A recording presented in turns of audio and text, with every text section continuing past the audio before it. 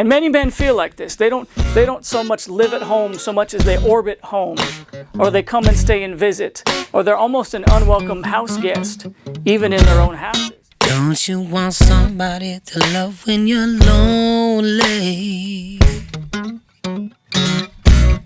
Don't you want somebody to lighten your load?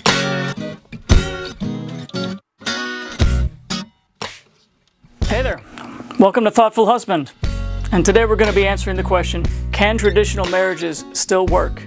Well, let's get started. Well, first of all, let's go for what is a traditional marriage as opposed to, say, a modern marriage? Well, I would say that a traditional marriage is an arrangement between two people where there is a primary provider and a primary caregiver and housemaker. What happened to that? That used to be the norm. That used to be the norm as far as we can tell for all of human history, where gender roles were pretty rigidly defined because of survival needs. We had to cooperate just to stick together and make it. But what happened to it, the last 50 years or so? I think for one thing, I think moms have become bored and isolated. I know I was a mom, sort of. I was a stay-at-home dad for a better part of a decade. And I enjoyed it. I would never give that time back. The arrangement I had with my wife worked well. I still got to work nights and weekends, but it was boring. It wasn't hard like calculus is hard. It was boring, like mind-numbingly boring, watching cartoons sometimes. And the problem with that is not so much that the work is hard or that you don't love the kids. The problem is you can't leave. You can't do anything. You can't go to the bathroom without being interrupted. You really do have to give up a lot of who you are as a person to sacrifice for this little child. And that is work that somebody who hasn't experienced that before might not even understand. Also, because of the way modern people do marriage and family, it tends to be very isolating. It's very common for people to move for reasons of work or school, and then you're away from your family, you're away from your parents and your grandparents and your cousins and aunts and friends. People who used to help take care of the load, people who you used to just drop your kids off so you could go do something. And now the kid is with you in the house all the time. It's just you and the kids. It's isolating and it's boring. I think that's the biggest problem with raising kids these days, is that it's just so dang boring sometimes. Second thing is, I think because it's so boring, of course, if I was a woman today, I'd want to be in the workplace. Even during my stay-at-home years, I still got to go to a workplace and monetize my time and get value from adults who still appreciated me, and have that adult conversation and feel useful and feel valuable and feel like my mind was working at capacity. I was challenged. I think when given a chance, if I was a woman, why would I just want to stay at home all the time? I think there has to be something more to you, unless you're planning on doing some homeschooling or some other kind of high-level activity. Also, people are having fewer children. I think moms used to be like CEOs of their house. They used to have 10, 12 children, homeschooling them all, knitting stuff, meals from scratch. Laundry was much more difficult. Like, this was a full-time job in the fullest sense. This was a lifestyle. This is an entire career. And now people are having on average 2 or 3 kids. And it kind of clustered together. That's a very small part of people's lives. Second thing is, I guess we noticed that there are, it's much more difficult to have a one-income household than it used to be. Trying to sustain a family on an income, on just one income today, is very difficult. It's going to take about 70 to 80K in most places. And if you're not a high-skilled worker, trying to support a family on a one income to sustain a traditional marriage can be very difficult. Last thing is that we know, and we've always known this, that being dependent on somebody makes you vulnerable.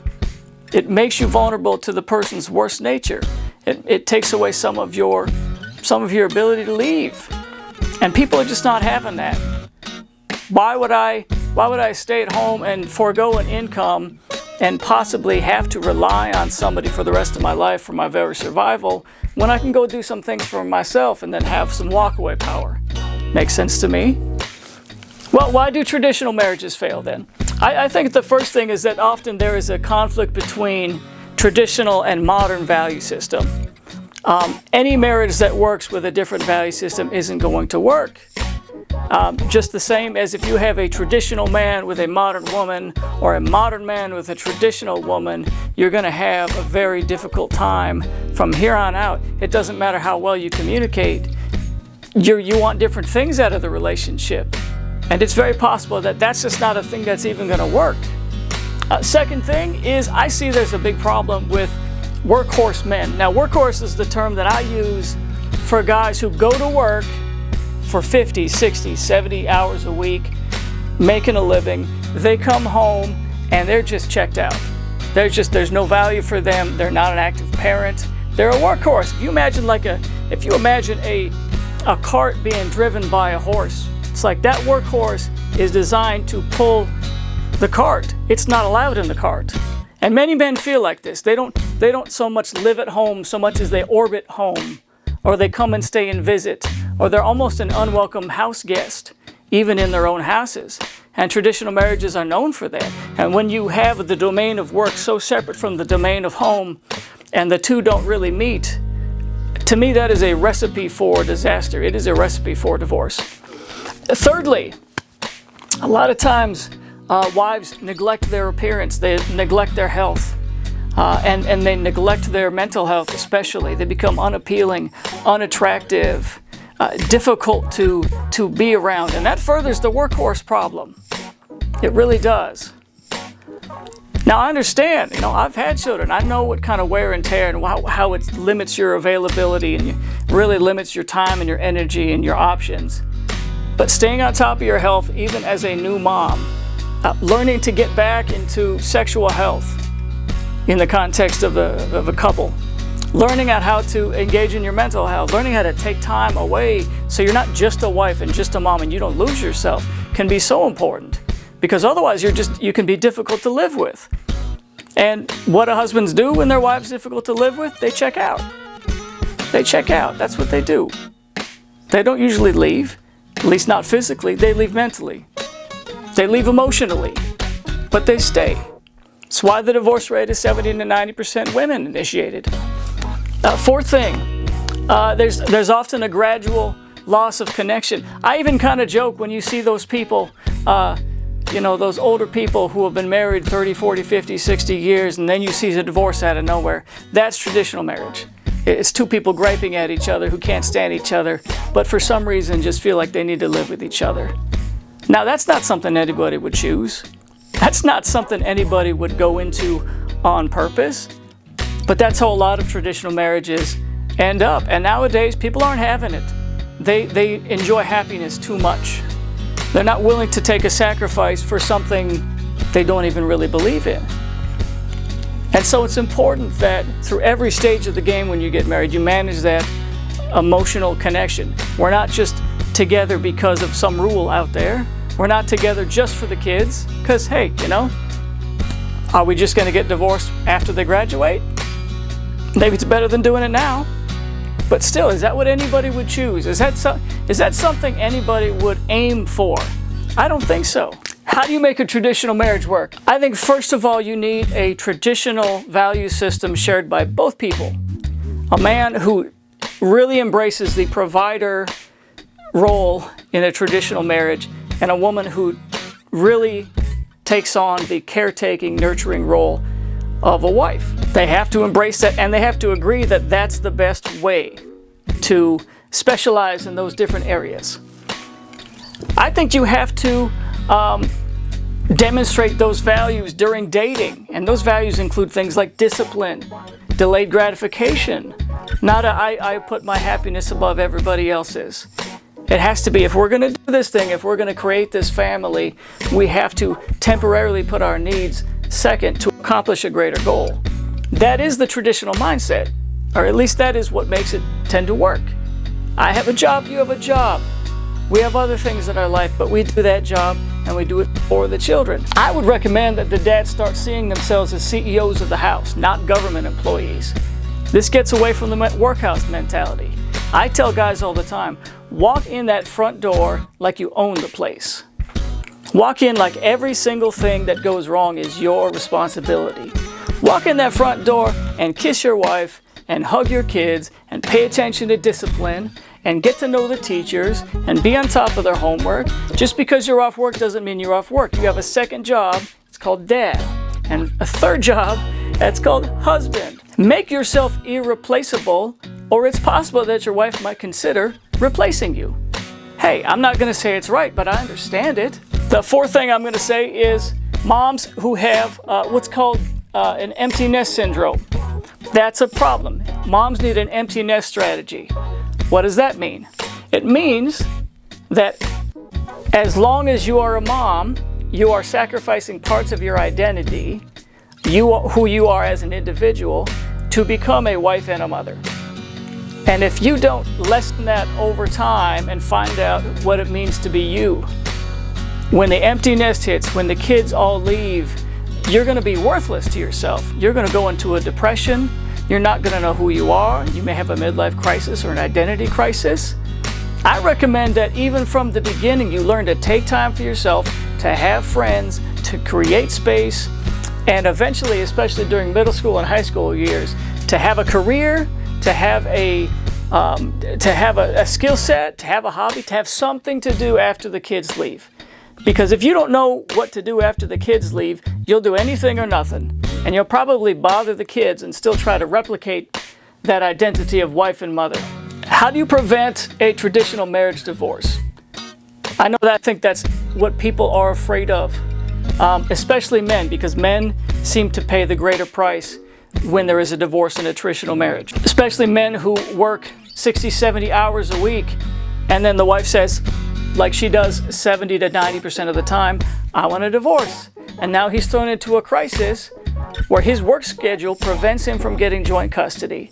And he ends up working all the time so that she can go and be with her boyfriend, or that she can go move on, or she can go finance her lifestyle, which may include cash and prizes and trips. And boy, the resentment that happens because of that. And she also has the kids. Not only does she have the money, not only does she have the kids, she gets to do whatever she wants, and the man tends to be stuck in that provider role, having to work in order to pay child support, not being able to move on very effectively. So I would say we need to avoid the workhorse trap. Even if you're going to work 60, 70 hours a week, be careful. It doesn't matter if you are lacking in energy. It doesn't matter if you're so tired you just need a rest. Look, you need to be irreplaceable, or else you can be replaced. And I hate to say it like that, but hey, I mean, you're a father, you're a husband. Go do those things. Don't just go to work and then come home and just be that. That's exactly what you're going to be like when you're divorced and single. You need to be more than that. I would say aim for a joint custody marriage. What do I mean by that? I mean, if you want joint custody, if you don't want to get screwed in a divorce, you need to create a marriage that's like that already, where you already know what's going on. You already know what it's like to be a dad, to be a husband. You're already involved in the house. You're irreplaceable. So that if there were to be a divorce, there's a greater incentive for the wife to think twice about a divorce. Because she knows, I'm going to have to give up half my time with these kids. And I may need to get a job. Now, I don't know what that looks like for you, but in many cases I've seen men take a lesser pay grade, like a pay cut, and work less so that they can then be home with the kids.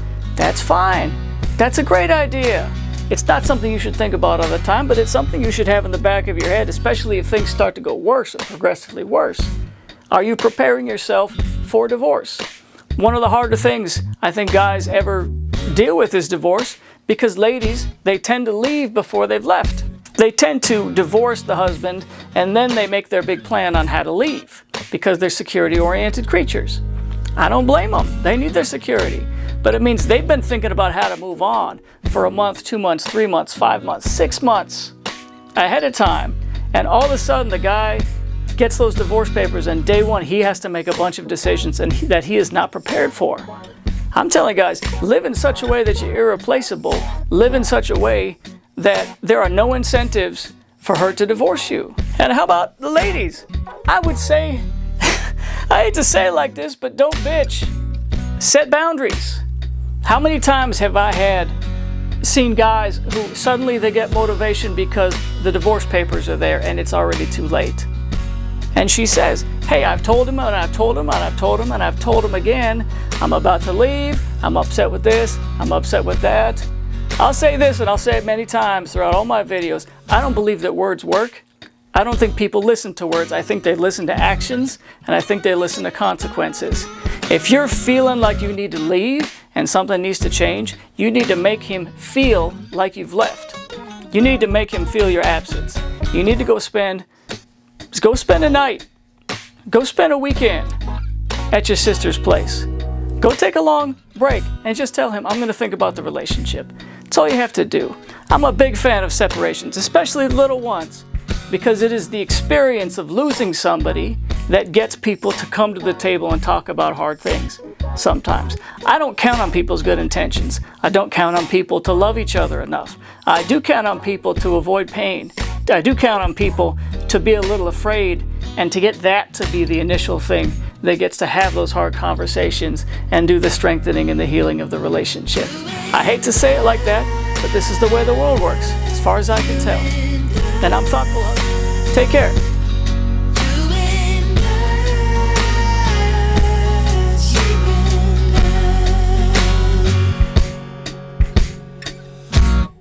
Don't you want somebody to figure you out? Finishing your words before they leave your mouth. Somebody to hold you tight at the end of the day. Oh, don't you want somebody like me?